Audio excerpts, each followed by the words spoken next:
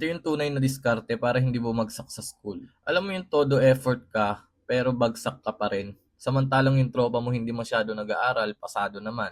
Bakit ganun?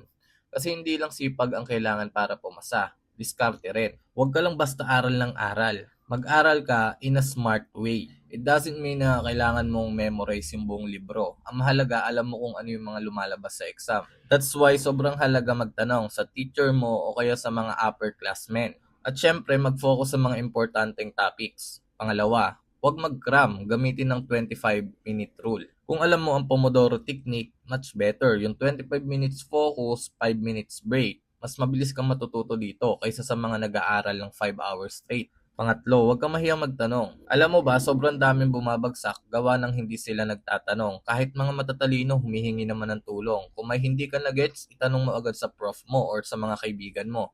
Mas nakakahiyang bumagsak kaysa magtanong. Ngayon, yun lang muna. Pero kung may mga alam kang study hack ang pwedeng maging effective sa atin, just comment down below para matulungan natin yung ibang kaibigan natin. So yun muna, follow for more and let me know your thoughts. Peace!